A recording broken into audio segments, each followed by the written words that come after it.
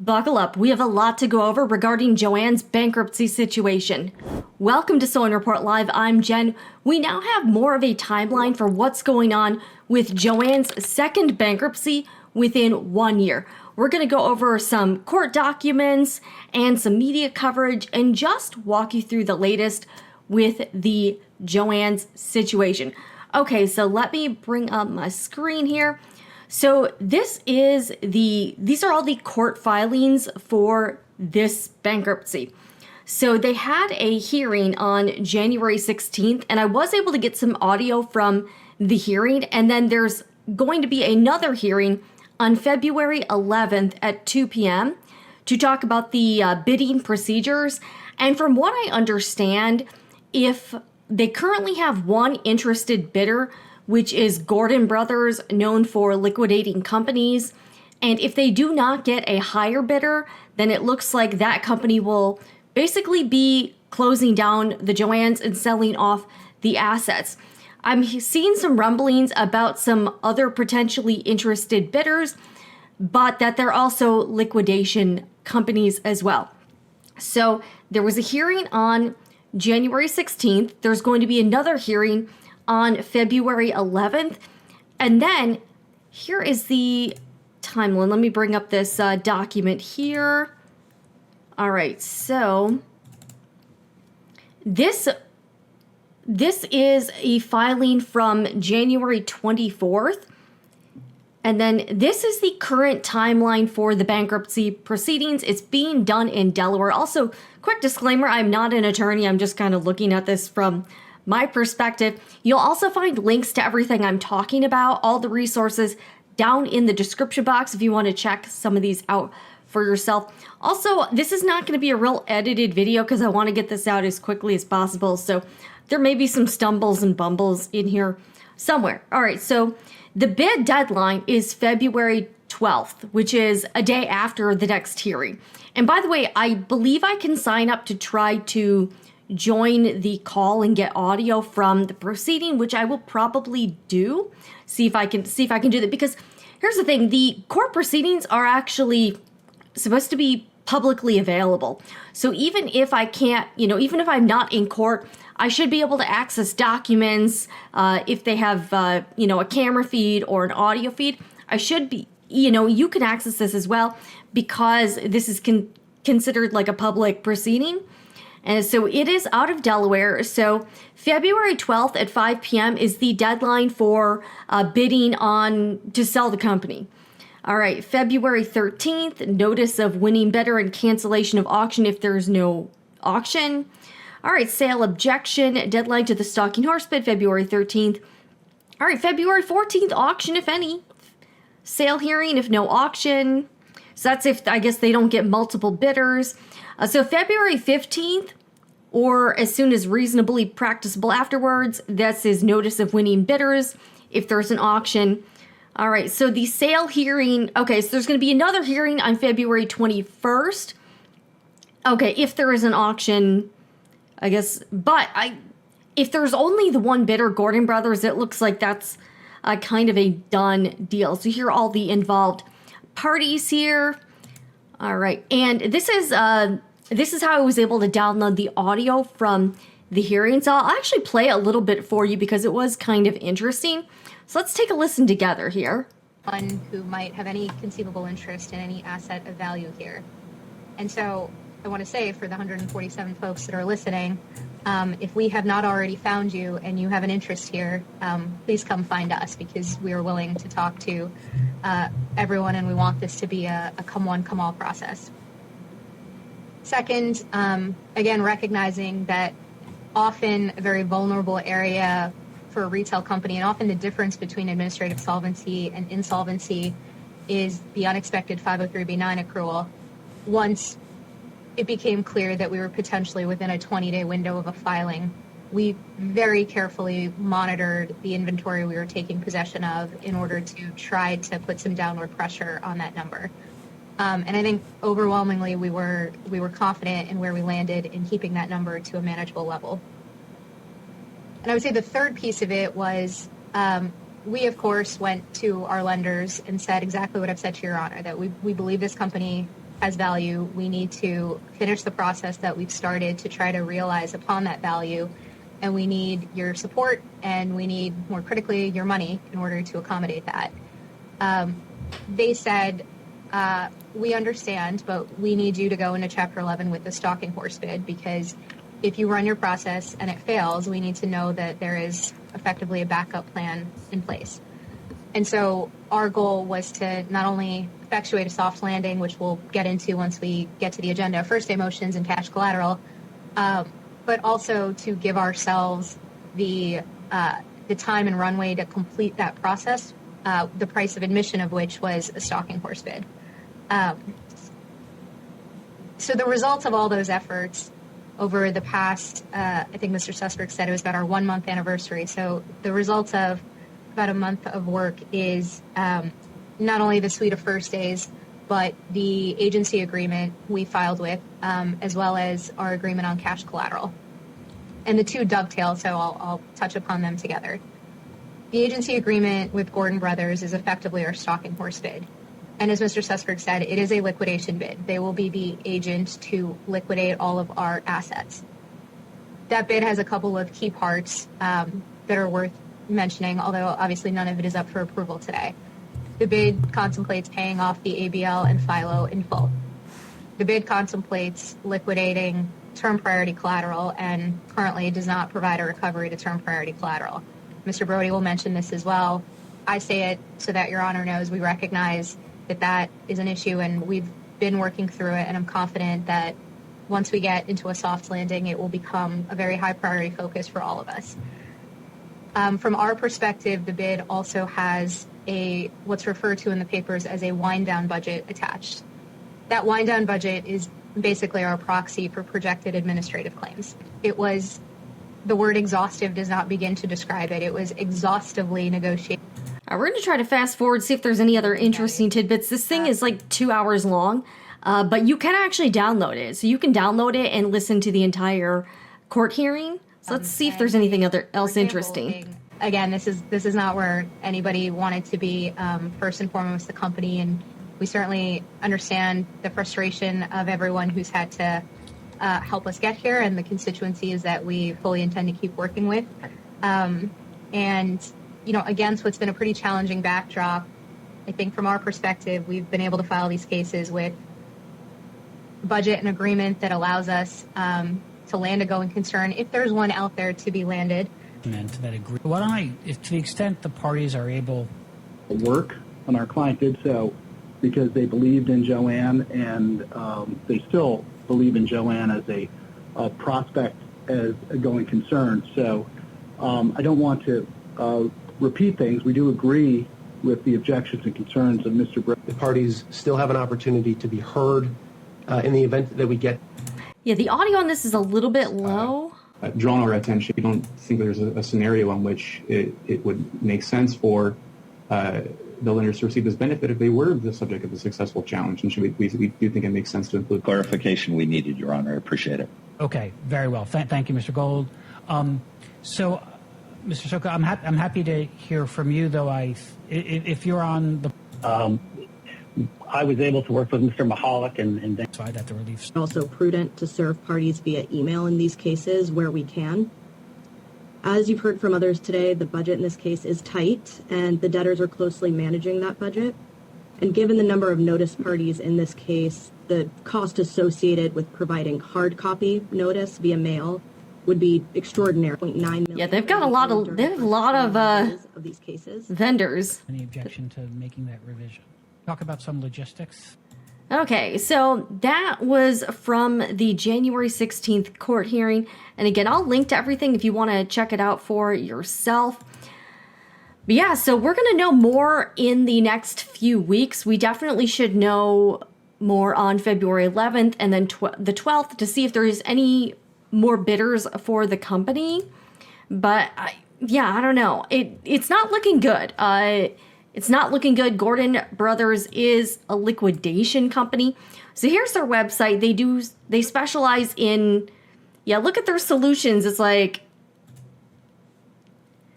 asset services, lending and financing. So that's what they do. They are a liquidation. So it's like your partner in optimizing asset value. This is not a buyer that wants to keep the Joann stores open and keep the company going.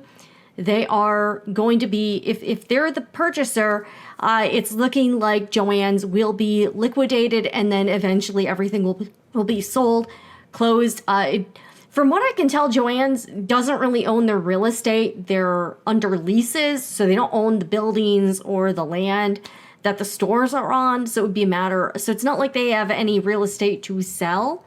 So yeah, here their clients like Robinsons, Laura Ashley. So yeah, this is supported the store closure program of this Singaporean retailer. So not great, not great. And here's some media coverage as well. I'm starting to see some potential closure. It looks like they're getting ready to close the doors. This is not great. They've already put in some notices for possible layoffs and closing facilities. So this is from Cleveland.com. Over 1,000 Joann employees in Ohio at risk of layoffs amid second bankruptcy. All right. Potential layoffs of more than 1,000 Northeast Ohio workers in paperwork submitted to the Ohio Department of Jobs and Family Services over the past. So if you're a large company and you're laying off people, you usually have to file some sort of notice with the state you're in. And that's also public information, so people can look that up, including media outlets like Cleveland.com. Joann said up to 661 jobs at its corporate offices in Hudson could be in jeopardy, along with 359 positions at the Hudson Distribution Center, as well as another 116 potential layoffs at the Omni Fulfillment Center in West Jefferson near Columbus. Joann is looking for a buyer as part of its the national retailer's second bankruptcy case since last spring. All right, layoffs could be avoided if the future buyer chooses to continue operating Joann's retail operations similar to the way it operates today. But if the future buyer looks to consolidate, close, or drastically change the business model, the layoffs could move forward. Also, I wonder what happens to all the online stuff. I wonder if in some scenario, the buyer maybe would keep the e-commerce stuff going. I don't know. Because some companies have come back from bankruptcy. It was bought by somebody else and then they relaunched it or rebranded. So, I mean, that's not out of the question. It's not out of the question. All right. In letters to the state, Joann said it hopes the layoffs won't come to pass, but it will be up to be the future buyer to make that call. All right. Court documents show that the company founded in Cleveland in 1943. I mean, it's been around for so long. I cannot believe that we might be near the end. $615.7 million in debt, and that was after the bankruptcy, the first bankruptcy. Currently operates 850 stores among 49 states. Yeah, it's had a rough go. It has had a rough go. All right. Since becoming a private company in April, the board and management team have continued to execute on top line and bottom line initiatives to manage costs and drive value. All right. So Gordon Brothers Retail Partners, LLC, a retail investment company, is considered to be Joann's stalking horse bidder. That means Gordon Brothers has already made an attractive bid. If higher bids come in, it could go to a public auction, with the offer from Gordon Brothers setting the floor. Joann said it would continue to actively solicit alternate bids beyond the one offered by Gordon Brothers. If the layoffs at the corporate headquarters move forward, most are expected to happen during the last 2 weeks of March, although some higher-ranking employees could stay on through April, May, and June, state records show. If the layoffs at the distribution center move forward, they are expected to happen between March 31st and mid-April, records show. All right, Gordon Brothers recently purchased much of Ohio-based retailer Big Lots. It was also involved with Toys R Us Canada. All right, this is not great. Here's another article from the Akron Beacon Journal.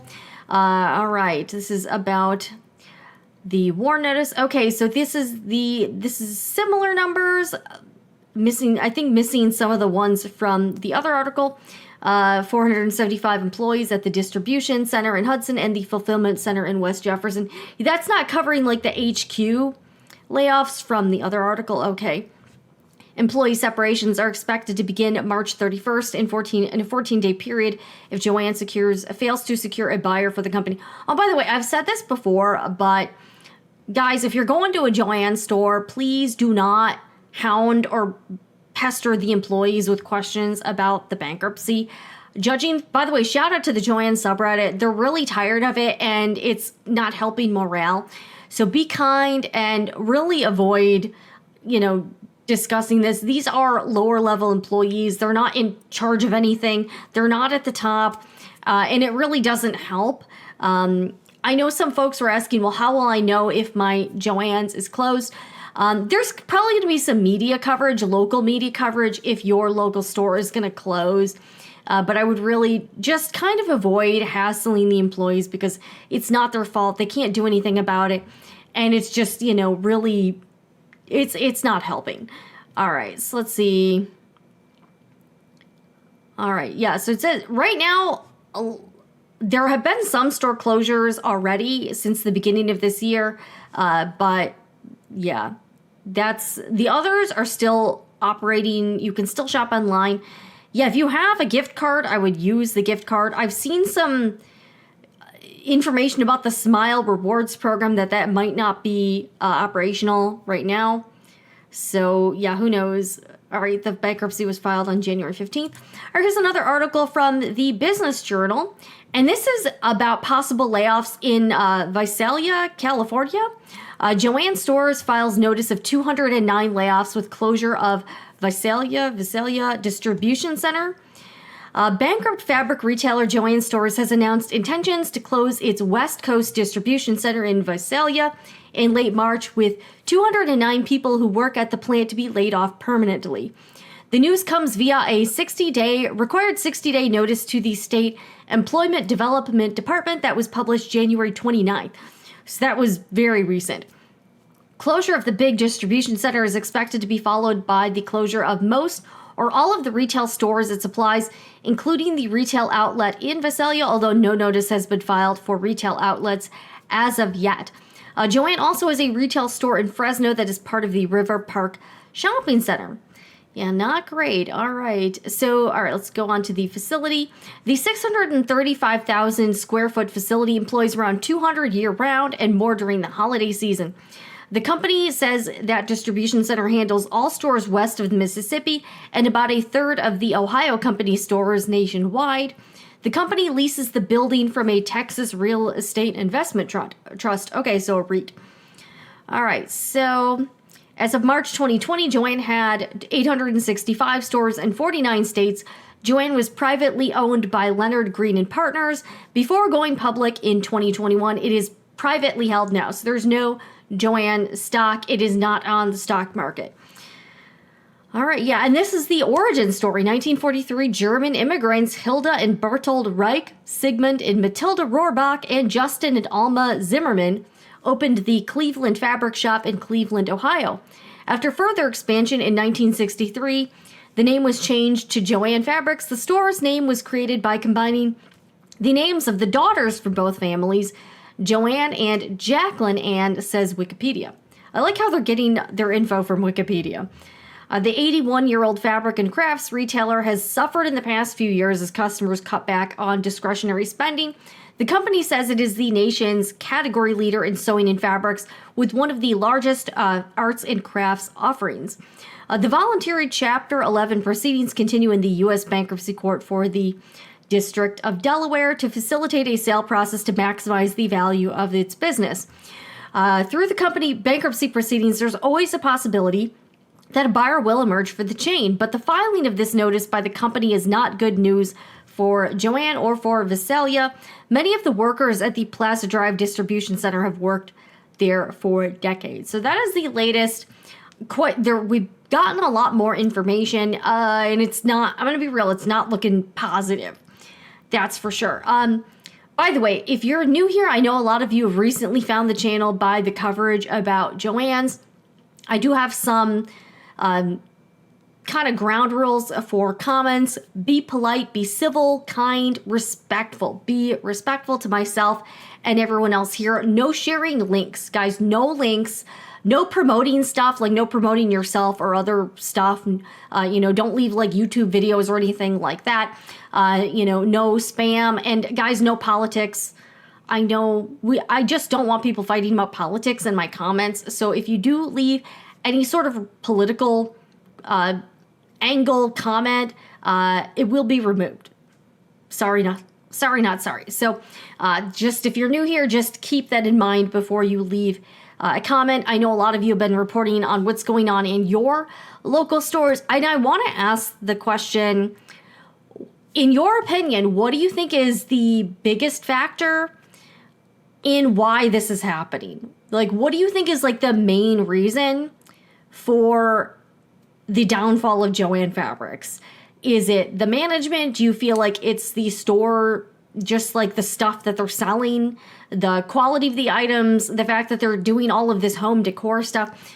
What do you think is really, like, if you had to pick the biggest factor, the biggest cause for the decline of Joann Fabrics, what do you think it is? Let me know down below in the comments. And it's not looking great for other businesses as well. I mean, I want to bring this up because I think this highlights a lot of changes in the retail and consumer climate, I guess. So if you're not familiar, I spent a very short bit of time working at the Home Shopping Network in St. Petersburg, Florida. This was over 10 years ago. And I think a lot of things have changed with consumer habits and with just how you do business and you sell things to people. So I want to bring this up because I just learned about this. But I mean, I'm not super surprised, but I'm not surprised. I kind of, even a long time ago, was like, this can't last forever. But I'm still I was a little bit caught off guard. HSN, or Home Shopping Network, to end operations in St. Petersburg as part of a company-wide consolidation. The Home Shopping Network has been a staple in St. Petersburg for nearly 50 years. So I worked at HSN as a supervising producer for 5 months in 2011. I really did not like it. There were a lot of things going on. After I left, and at the time, so the two major ones here in the United States are HSN and QVC. And QVC ended up kind of acquiring HSN, I believe. So now HSN and QVC are under the same ownership group. And they're going to be closing the Florida campus facilities and moving everything. So HSN will still exist, but everything's going to be done out of Pennsylvania. So let's take a look at this. This is from WTSP, the CBS station in Tampa.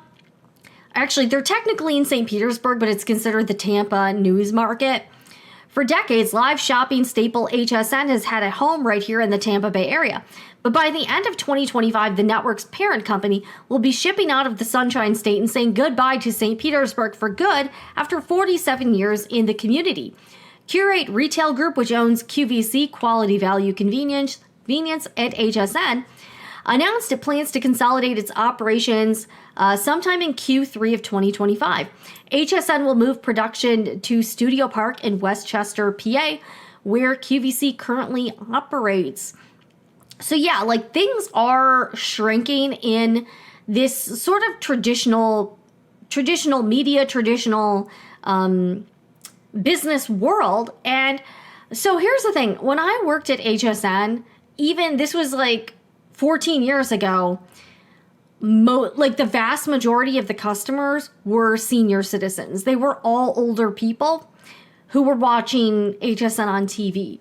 And I think a lot of this can sort of be connected with what's happening with Joann and with a lot of other businesses, is that a lot of these big companies with chains and different stores, they have a ton of overhead costs, and just the way they used to sell things isn't really working for people, for them anymore. A lot of younger people, especially, even I would say a lot of Gen Xers and millennials, don't really watch TV in general. And they're definitely not watching HSN on their linear television. Now, I know HSN does have e-commerce, they're online, but I do think it's been replaced by a lot of even people like me who feature a lot of products on the channel and do a lot of demonstrations. A lot of what HSN does, where you have the host, the TV shopping host, and they're talking about products and they're showing you stuff, that's been kind of taken over by influencer marketing and by even content creators. If you look at TikTok Shop, that's kind of what HSN is, what the home shopping network and these TV shopping things are. It's just a much different format, and they have a lot of younger consumers. And HSN, their issue is that, again, they even 14 years ago, the customers were elderly people. Eventually, those people will not be there anymore. And that customer base is not being replaced by a younger customer because they're just not watching HSN. How many people do you know watch the Home Shopping Network or QVC? I mean, I worked there and I don't watch it at all. The other thing is they had a lot of the products that HSN has the quality was I would say the quality was questionable on some of the stuff. It was stuff that had high profit margins, but was made very cheaply overseas. In fact, we had an employee store where you could get they would sell the product samples or returns and stuff to employees for 95% off. So if that tells you the cost of these items, it should. The other thing about HSN is that the campus is huge. It's got to be very expensive to operate, lots of overhead. So by consolidating and just moving everything to one home base, it will save Curate Retail Group a lot of money because it's not operating this whole, the HSN campus was huge. I had to walk to a lot of different, there's tons of different buildings. The parking lot, if you got a crappy parking spot, you were walking a half a mile to get to your office. It was pretty crazy. The facilities were nice. They had renovated my area and it had those fancy glass track cubicles and stuff. The offices were really again, at the time they were pretty cool and trendy looking. But it's not cheap, and they also paid pretty well at the time. So again, all of that is really, really expensive. All right, so production at St. Petersburg HSN campus will end, and the company will shutter its doors here in Florida. Yeah, so they're restructuring. So a lot of these companies are going through this. I think 2025 is going to have a lot of turmoil within the corporate world, especially for businesses that have a lot of physical retail locations and a lot of overhead. You're seeing it in the media industry, it's everywhere. So I'm not surprised at all. In fact, I'm surprised HSN has lasted this long without doing something like this, because even over a decade ago, I was kind of wondering how this company was going to adapt. And they haven't really adapted to new media. I don't think they're huge on TikTok or anything, or on YouTube. They have a YouTube channel. I don't think a lot of people watch it. So, and their customer base has always been older people, but with the shift in technology and consumer habits, their sales have got to be not great. I can't imagine things are going well for, let me see HSN sales. They can't be good. They really, all right, let's see here. I can't imagine things are going super well. Okay, yeah, here's an article from, okay, here, yeah, and I guess they were going to be delisted off the, okay, they're going to be delisted off the stock market. Let's see here. Okay, so this is an article about sales. So yeah, sales take a hit across the board at QVC, HSN, and Cornerstone. Okay, leading to a net loss of $15 million versus a net income of $12 million in the year ago quarter. Okay, yeah, so they're not doing Yeah, they're not doing great. Revenues fall in all divisions. Yeah, okay, what's with all these pop-ups? Okay, so yeah, things are not going... Okay, yeah, oh, and I forgot, yeah, like, so when I was there, HSN owned a lot of these other brands, like Ballard Designs, Frontgate, Garnet Hill, and Grandin Road. There were some Ballard Design stores in the area, so it was kind of like a fancier branding, and I did get... the employee discount when I was at HSN was like 40% off of like all the full price stuff. So that was actually kind of nice. I did end up I ended up buying a lot of crap I didn't need though. So, and I really just, it was one of those jobs that I got into and I was like, this is immediately kind of new. It was just not a good fit. So yeah, things are not doing well. Total company revenue fell 5.4%.